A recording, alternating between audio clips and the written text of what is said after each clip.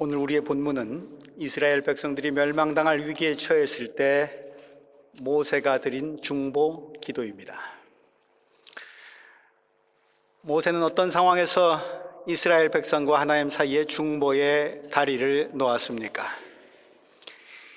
이집트에서 430년간 노예살이하던 이스라엘 백성들을 이끌어내신 하나님은 저들과 언약을 맺습니다.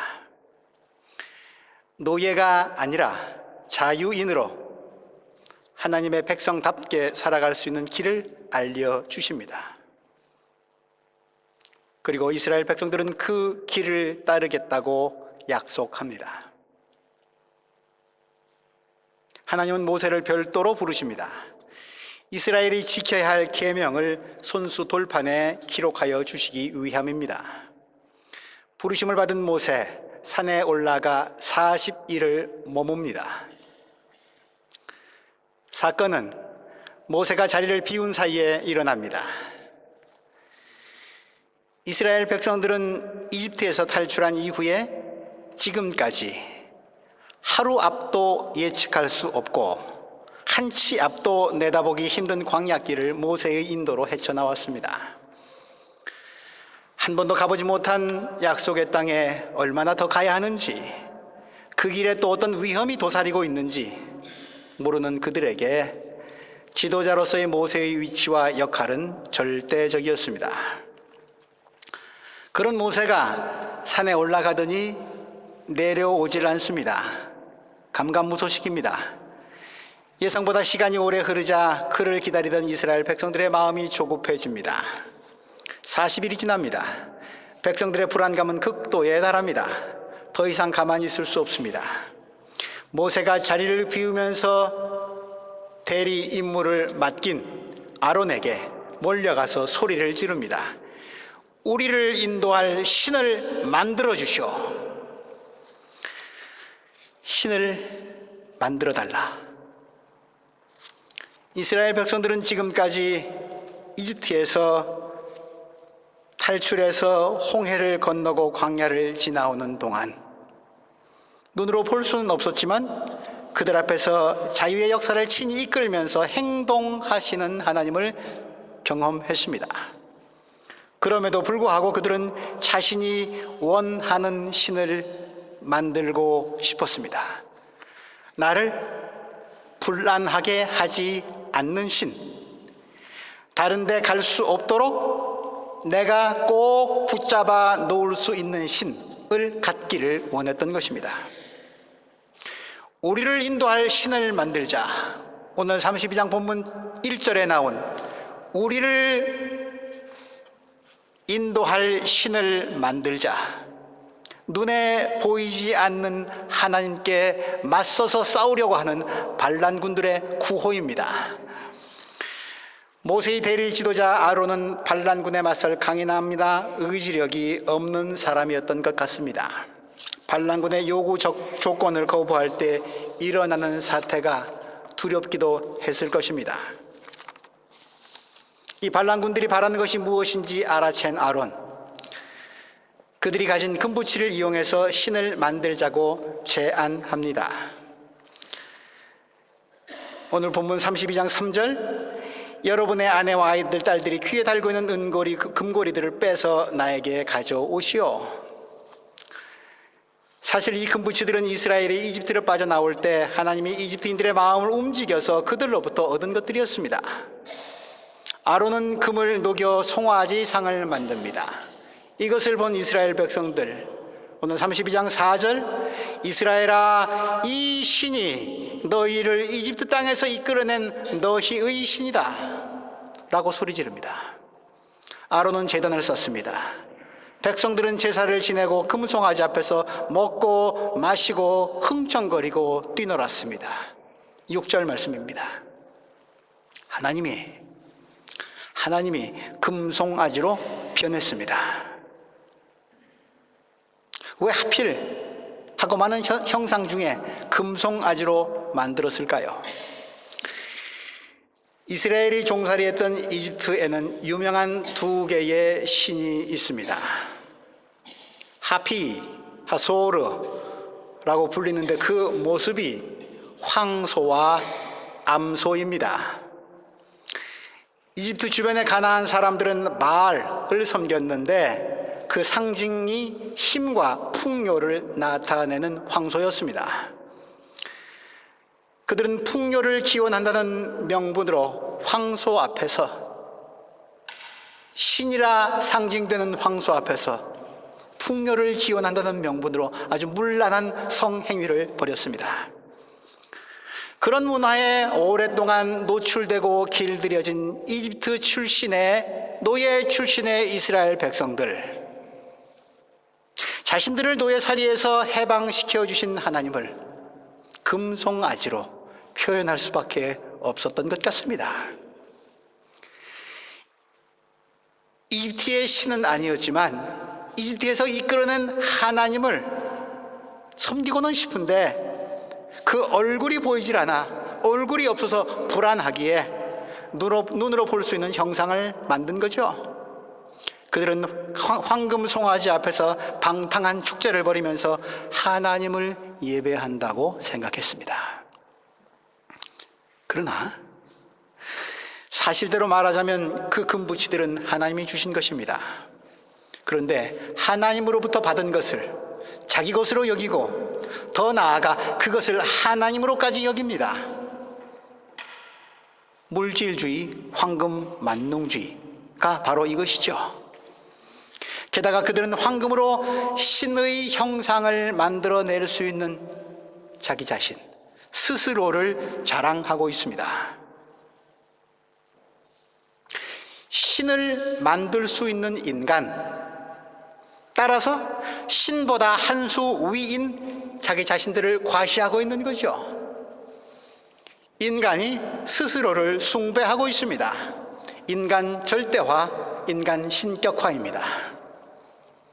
그렇게 함으로써 그들은 하나님과 맺은 언약, 10계명의 두 번째 계명, 출애굽기 22장 4절 말씀, 오늘 여러분들 받으신 주보 오른쪽 면에 있습니다. 너희는 너희가 섬기려고 위로 하늘에 있는 것이나 아래로 땅에 있는 것이나 땅 아래 물속에 있는 어떤 것이든지 모양을 본떠서 우상을 만들지 못한다. 이 두 번째 계명을 어기고 말았습니다. 아니, 계약을 파기해버린 거죠. 우리도 이들을 닮지 않았습니까? 여러분 속에도 특별한 이미지를 가진 하나님, 내가 원하는 하나님의 형상이 있지는 않습니까? 욕망이라고 이름하는 거푸집에 믿음이라고 하는 그럴듯한 이름의 금붙이를 부어서 황금 송아지 닮은 하나님을 만들어내고 있지는 않습니까? 주문을 외우거나 램프를 문지르면 툭 튀어나오는 마법의 신, 어떤 일이 있을지라도 나만은 특별 대우해 줄 뿐 아니라 때로는 못 본 척 눈 감아주는 신, 나를 편안하게 하든 두렵게 하든 내가 만들어 놓았거나 만들고 싶은 신이 있지는 않습니까?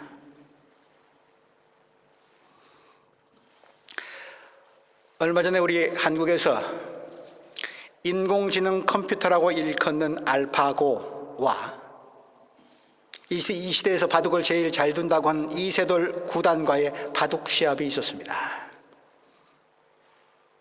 5판을 두었는데 예상과는 달리 인간 이세돌은 기계 알파고에 단 한 판만을 이겼을 뿐입니다. 인간이 기계를 이기니까 인간들은 또 얼마나 감격스러워하든지요.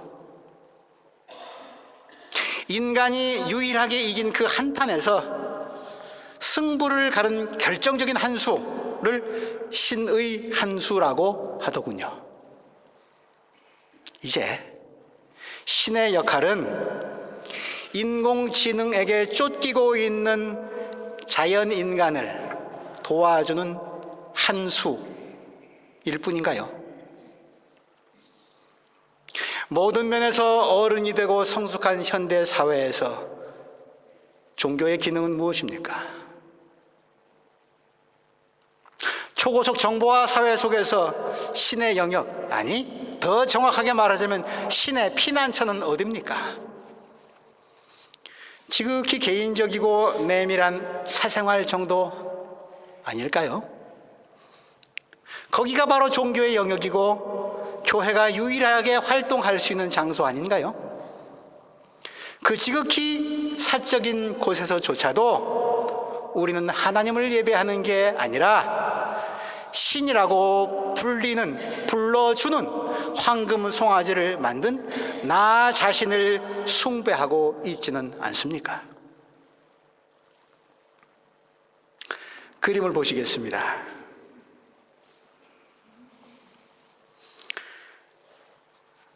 아시는 분도 계시겠습니다만 우리 시대의 가장 부유한 나라 아메리카 중에서도 가장 많은 돈이 몰려있는 곳, 자본주의의 상징이라 할 미국 뉴욕 월스트리트가에 서 있는 황소상입니다. 재료는 황동으로 만든 것인데 황금소라고 불립니다. 이 소를 만지면 부자가 된다고 해서 소 한 번 만져보고자 너나 나나 할 것 없이 다 몰려듭니다.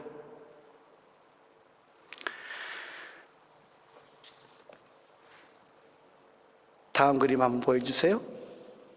굉장히 우람하고 씩씩하게 생겼죠? 힘께나 쓰게 생겼습니다. 3000년 전 시내산 밑에 이스라엘 백성들이 벌인 푸닥거리와 별반 다를 게 없어 보입니다.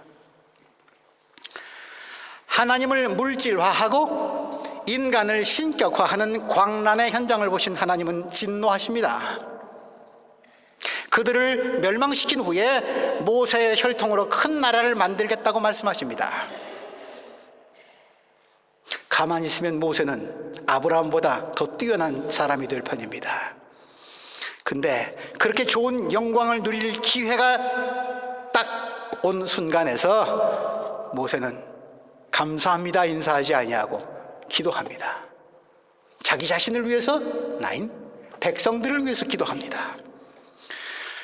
모세의 모습을 통해서 자신의 영광이 그려지는 상황에 오히려 멸망당할 백성들을 위해서 기도하는 모세의 모습을 통해서 우린 참된 지도자의 인격과 품성이 무엇인지 배우고 알게 됩니다.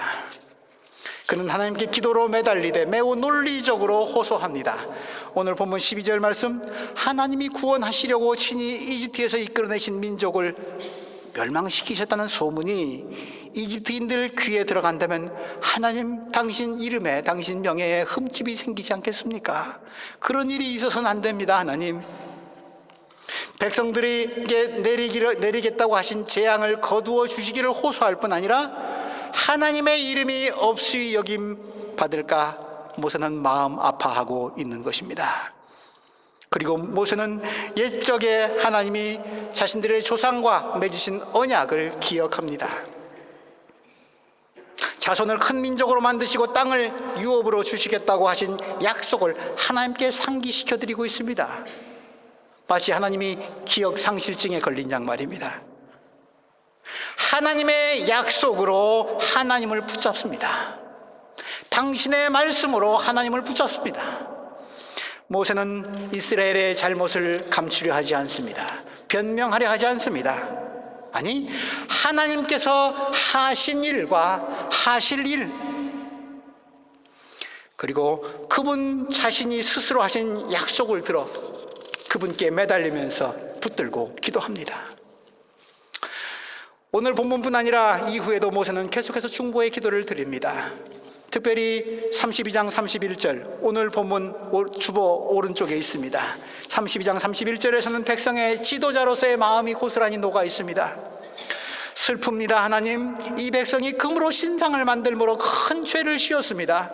그러나 이제 주님께서 그들의 죄를 용서하여 주십시오. 그렇게 하지 않으시려면 주님께서 기록하신 책에서 저의 이름을 지워주십시오.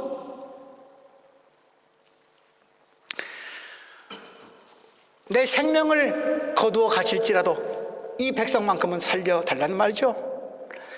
모세는 이스라엘 백성들이 타고 있는 우상의 수레, 그러나 멸망의 절벽을 향해 달리고 있는 수레바퀴 밑에 자기 자신을 끼워 넣고 있습니다. 마치 예수 그리스도께서 죽음을 향해 치닫는 역사의 수레바퀴에 당신이 친히 매달린 십자가를 밀어 넣으심으로써 인류 역사의 방향을 죽음에서 생명으로 바꾸어 놓으셨듯이 말입니다. 모세의 기도를 들으신 하나님은 분노를 누그러뜨리십니다. 그리고 뜻을 돌이키시고 내리시겠다던 재앙을 거두셨습니다. 14절 말씀입니다. 이스라엘에서는 정말 다행스러운 일이 아닐 수 없습니다. 그러나 우린 한 가지 의문이 생깁니다. 심판을 취소하신, 재앙을 거두어 들이신, 뜻을 바꾸신 하나님의 행동 앞에서 갖는 의문입니다. 하나님은 이랬다 저랬다 하는 변덕장입니까? 인간의 기도로 하나님의 뜻을 좌지우지할 수 있단 말입니까? 성경은 우리가 알다시피 여러 곳에서 하나님의 불변성, 변하지 않으심을, 영원하심을 강조하고 있습니다. 말라기서 3장 6절, 나 주는 변하지 않는다. 히브리서 1장 12절, 주님께서는 언제나 같으십니다. 야고보서 1장 17절, 아버지께는 이러저러한 변함이나 회전하는 그림자가 없으십니다. 하나님의 불변성 강조하고 있습니다. 그러나 성경은 때로는 하나님이 뜻을 바꾸셔서 행동하셨음을 또한 알려주고 있습니다. 오늘 우리가 함께 읽은 본문 14절이 그러하고 요나서 3장 10절도 그러합니다. 하나님께서 그들이 뉘우치는 것, 곧 그들이 저마다 자기가 가던 나쁜 길에서 돌이키는 것을 보시고 뜻을 돌이켜 그들에게 내리시겠다고 말씀하신 재앙을 내리지 않으셨다. 그렇습니다. 하나님은 변하지 않는 분이시지 움직이지 않는 분이 아니십니다. 하나님의 정의와 사랑은 영원토록 불변하지만 변치 않는 사랑과 정의의 하나님은 끊임없이 움직이십니다. 모세의 기도가 하나님을 움직인 것이 아니라 기도를 통해 모세는 하나님의 정의의 마음뿐 아니라 사랑의 마음을 보았고 그 마음을 붙잡고 매달린 것입니다. 우상을 섬기는 이스라엘을 보셨을 때 하나님은 그분의 정의의 속성에 따라서 행동하셨습니다. 그리고 모세가 백성들을 위해 중재하며 하나님의 마음을 붙잡았을 때 하나님은 그분의 사랑의 속성에 따라 행동하시고자 정의의 칼을 다시 칼집에 꽂으셨습니다. 그러므로 하나님이 뜻을 돌이키신 것은 그분이 불완전하거나 변덕장이어서가 아니라 이스라엘을 그리고 우리를 용서하시고 구원하시기 위함입니다. 하나님은 당신의 백성들이 만일에 가던 길을 돌이키면, 회개하면 멸망시키지 않겠다고 자주 말씀하셨습니다. 주보 오른쪽 면에 있는 예레미야서 18장 7절 8절, 내가 어떤 민족이나 나라의 뿌리를 뽑아내거나 그들을 부수거나 멸망시키겠다고 말을 하였을지라도 그 민족이 내가 경고한 죄악에서 돌이키기만 한다면 나는 그들에게 내리려고 생각한 재앙을 거둔다. 그러므로 하나님이 뜻을 돌이키셨다는 것은 하나님의 사랑과 용서의 또 다른 표현입니다. 우리의 주의를 기울입시다. 하나님은 불순종과 반역과 우상 숭배를 묵인하거나 간과하지 않으십니다. 그러나 정의의 바탕을 둔 하나님의 사랑은 인간의 판단과 예측을 뛰어넘어서 끊임없이 움직이고 있으며 당신 약속에 충실하신, 스스로 하신 약속에 충실한 성실하심은 언제까지나 변함이 없습니다. 그래서 우리에게 은혜입니다.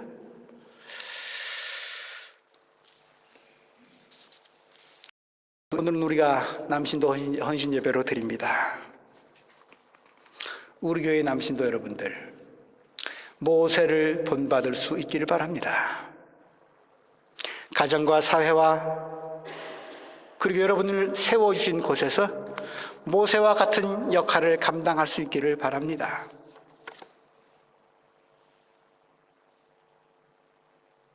우리 교회 남신도 숫자가 비록 적을지라도 하나님은 수로 헤아리신 분이 아니십니다. 여러분들은 자본을 신처럼 숭배하는 세상에서 하나님의 부르심을 받은 사람들입니다. 하나님의 부르심을 받은 사람들에게 있어서 기도는 필수적인 소명의 한 부분입니다.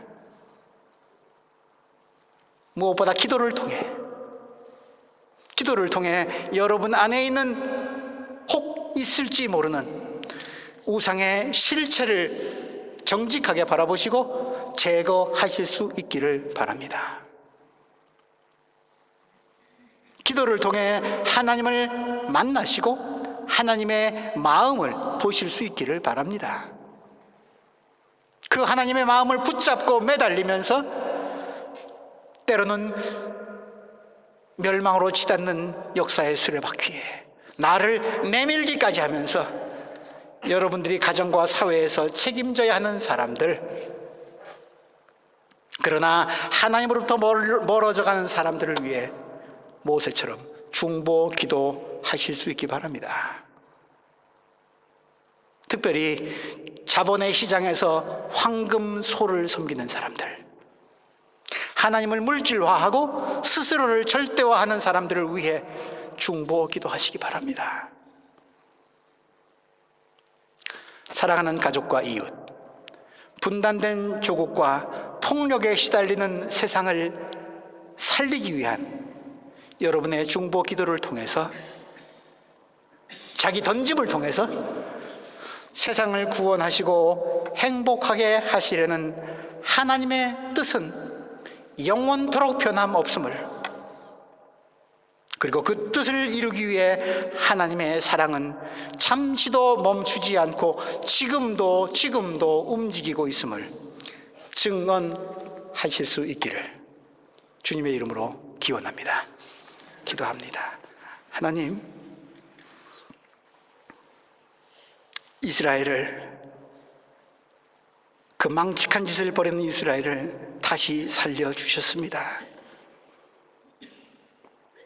오늘 우리 어떤 황금소 앞에서 광란의 춤판을 벌이고 있는지 스스로 돌아볼 수 있도록 도와주시고,